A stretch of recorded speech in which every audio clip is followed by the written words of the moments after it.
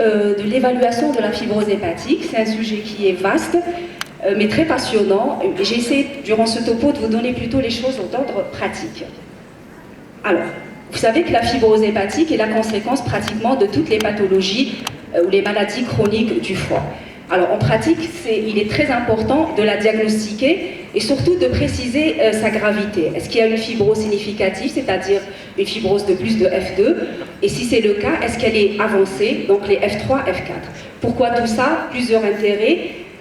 D'abord, c'est pour poser l'indication du traitement, comme c'est le cas de l'hépatite B, pour suivre l'évolution de cette fibrose sous traitement, dans le sens progression ou régression, et aussi, surtout, pour évaluer le pronostic en cas de cirrhose, voir les patients qui ont un risque de décompenser.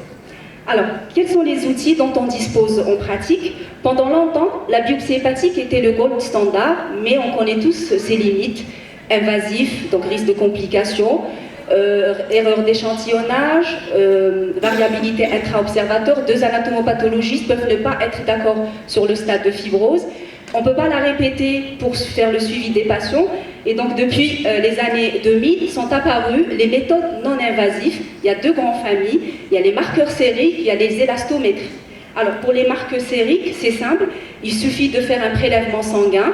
Dans ce prélèvement sanguin, on va doser des marqueurs simples qu'on a dans le dossier, comme les plaquettes, la bilirubine, les transaminases, ou parfois des marqueurs qui sont spécifiques, par exemple comme l'aptoglobine, la polypoprotéine. Parfois, on rajoute aussi des paramètres cliniques comme l'âge, le BMI, etc. Et selon le marqueur, on intègre ça dans des formules mathématiques et on calcule des scores. Et ces scores ont été corrélés au stade de fibrose hépatique. Alors, en pratique, on a des marqueurs qui sont donc gratuits, que vous pouvez télécharger sur votre smartphone, comme l'APRI, le FIB4 et l'NFS Score, ou payants, donc des formules qui sont brevetées, comme le fibromètre et le fibrotest. J'attire juste votre attention sur le fait que quand vous demandez un marqueur, il faut toujours regarder les paramètres de ce marqueur et chercher s'il n'y a pas des situations qui peuvent influencer ce marqueur. Si je prends par exemple le patient qui a une maladie de Gilbert, si on fait un fibrotest, dans le fibrotest il y a le taux de bilirubine et donc on aura un résultat faussement élevé. Ensuite, la deuxième grande famille, c'est les élastométries par les ultrasons. Alors, c'est quoi le principe? C'est d'envoyer une onde à travers la peau qui va traverser donc le foie selon une certaine vitesse. Et cette vitesse va se renseigner sur la dureté hépatique qui va mesurer l'élasticité hépatique. Et donc, plus le foie est fibreux, plus il est dur et plus l'élasticité est élevée. Alors, qu'est-ce qu'on a? La Société européenne des ultrasons les classe à peu près en 3 catégories. La machine la plus ancienne, c'est le FibroScan, c'est celui qu'on connaît bien, avec lequel on est familiarisé. Il a été inventé en 2003 et il est à peu près en application vers les années 2010. Ensuite, on a les ShareWave. Dans les ShareWave, on a le ShareWave Point, c'est le fameux ARFI. Et on a le ShareWave 2D, c'est le Supersonic Imaging. Et il faut savoir aussi que maintenant, tous les constructeurs d'échographie intègrent l'élastométrie dans les appareils d'échographie, donc le Toshiba, Hitachi, etc. Quelle est la performance de ces examens? Il faut savoir que toutes les élastométries à peu près ont les mêmes performances, comme le montre cette étude. Il y en a d'autres études, mais je vous ai choisi celle-là. Quand on fait une mesure d'élasticité hépatique, il faut toujours regarder les critères d'applicabilité, les critères d'interprétation pour valider cet examen. Alors, pour le FibroScan, les choses sont claires, on connaît bien les critères d'applicabilité.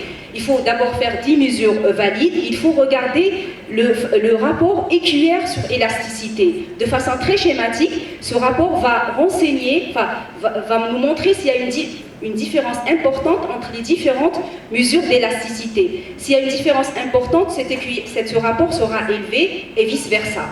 Et donc on sait que si ce rapport dépasse les 0,30, on ne peut pas valider l'examen.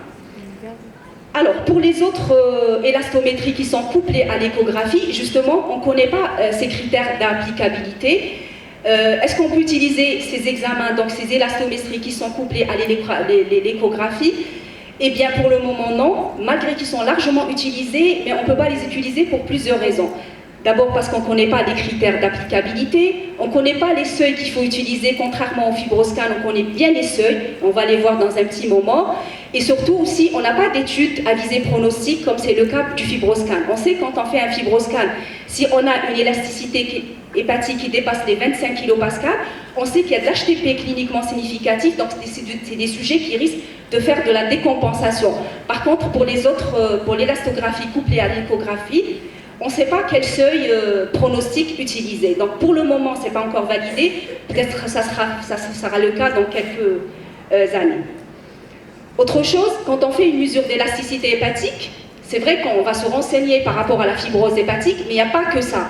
Si on a de la stéatose, ça va majorer le résultat de l'élastométrie. S'il y a de l'inflammation, par exemple dans une poussée d'hépatite B ou une poussée d'HAI, on aura aussi une augmentation de l'élasticité qui n'est pas forcément en rapport avec de la fibrose. Donc il faut toujours regarder le taux d'ALAT avant de faire un fibroscan. Et il est recommandé de ne pas faire de fibroscan si le taux d'ALAT dépasse les 5 fois la normale. Il faut aussi, l'élasticité hépatique augmente aussi avec le flux portal, et c'est pour ça qu'on fait des fibroscans chez des patients qui sont à jeun. Il faut regarder les voies biliaires. S'il y a un obstacle sur les voies biliaires, c'est une cholestase extra-hépatique, ça va majorer l'élasticité hépatique. Il y a aussi l'inexpérience de l'opérateur. En fait, les experts disent pour pratiquer le fibroscan, il faut avoir fait au moins 50 examens. Et pour devenir expert en fibroscan, il faut avoir fait au moins 400 examens. C'est une méthode facile, apprentissage facile. Maintenant, on va voir rapidement les indications des méthodes non-invasives en pratique.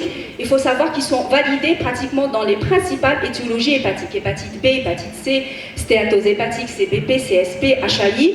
Et depuis 2015, il y a une nouvelle entité qui est apparue grâce aux données du FibroScan, qui est la CACLD, Compensated Advanced Chronic Liver Disease, ou en français hépatopathie chronique avancée compensée. Au fait, ce n'est qu'une cirrhose précoce, qu'une cirrhose débutante, qui n'a pas été diagnostiquée par l'examen clinique, biologique et l'imagerie, et c'est le FibroScan qui va la diagnostiquer. Et donc, durant les quelques minutes qui restent du topo, on va voir pour chaque étiologie quelle méthode utiliser, quelle queue retenir, à quel rythme, comment on va suivre les patients. Et l'autre question qu'on se pose, est-ce qu'il y a encore de la place à la biopsie hépatique dans tout ça? Alors, dans l'hépatite B, au jour d'aujourd'hui, il n'y a que le FibroScan qui a été validé, aucun marqueur sérique n'a été retenu. Alors, comment on utilise le FibroScan dans l'hépatite chronique B? Si vous avez un patient avec hépatite chronique B, quelle que soit la charge virale, quel que soit le statut de l'antigène HBE, on lui fait un FibroScan. Ensuite, on regarde le taux d'ALAT. Si le taux d'ALAT est normal, on se met à gauche de l'algorithme. C'est l'algorithme qui a été proposé par les deux associations européennes pour l'étude du foie et latino-américaine pour l'étude de foie en 2015. Et c'est eux qui ont validé le FibroScan dans l'hépatite B pour la première fois. Donc si ALAT normal et si mon FibroScan est inférieur à 6 kPa, je suis tranquille, il n'y a pas de fibrose avancée, je surveille le patient, pas besoin de mettre sous traitement. Si le FibroScan montre plus de 9 kPa, il s'agit d'une fibrose avancée, il faut traiter le patient, il faut dépister le CHC et dépister l'HTP. Entre les deux, on ne sait pas trop, c'est ce qu'on appelle la zone grise. Là, il faut aller à la biopsie hépatique. Maintenant, si vous avez des transaminases élevées, et bien sûr inférieures à 5 fois la normale, donc c'est à droite de l'algorithme, c'est le même raisonnement. Ce qui change, c'est le cutoff pour retenir la fibrose avancée, donc on monte de 9 à 12. Alors, après cette évaluation, on va se retrouver avec plusieurs profils, patients non traités, patients traités. Dans les patients non traités, donc on aura le portage inactif, on aura l'immunotolérant et on aura l'hépatite minime. Comment il faut les suivre par FibroScan? Alors, le portage inactif, il faut répéter le FibroScan tous les 3 ans. Et pour l'immunotolérant et l'hépatite minime, ça sera tous les ans. Ça, c'est les recommandations de la FEF. Pour l'ISEL, il rajoute la quantification de l'antigène HBS pour préciser le rythme du FibroScan chez les sujets, les vrais inactifs, qui ont un taux, qui ont charge virale moins de 2000. Alors si la quantification de l'antigène HBS est moins de 1000, on fait un FibroScan tous les 3 ans. Si elle est supérieure à 1000, on fera tous les 2 ans. Pour les patients inactifs qui ont une charge virale entre 2000 et 20 000, les 3 premières années, on n'est pas sûr qu'ils sont vraiment inactifs, donc on fait un FibroScan tous les ans. Et ensuite, s'il ne se passe rien, l'élasticité reste basse, donc on fera tous les 2 ans. Pour les patients non traités, est-ce qu'il y a lieu de faire un fibroscan? Eh bien non, parce que même si le fibroscan va baisser, ça ne va pas changer notre conduite à tenir, c'est-à-dire le dépistage du CHC. Par contre, le fibroscan trouve un intérêt s'il y a de la comorbidité, en particulier s'il y a de la stéatose hépatique associée. Pour l'hépatite C, vous savez que maintenant on traite pratiquement toutes les hépatites C. Donc le plus important dans l'hépatite C, c'est de savoir s'il y a une fibrose avancée ou pas. Alors je vous ai mis ici les recommandations de la FEF.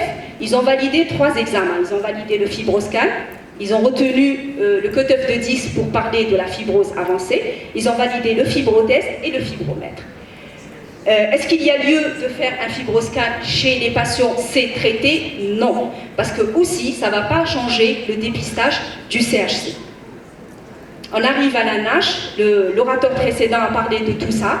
Le plus important dans la NASH, c'est de savoir, dans la NEF-dit, pardon, c'est de savoir s'il y a une fibrose avancée ou pas, F3, F4. Pourquoi? Parce que c'est ce groupe de patients qui pose problème, c'est ce groupe de patients qui a un pronostic défavorable. Donc il faudra repérer ces patients-là. Autre chose, on sait que la NAFLD, c'est quelque chose de très fréquent dans le monde. La prévalence, elle est aux alentours de 30%. Donc vous imaginez bien que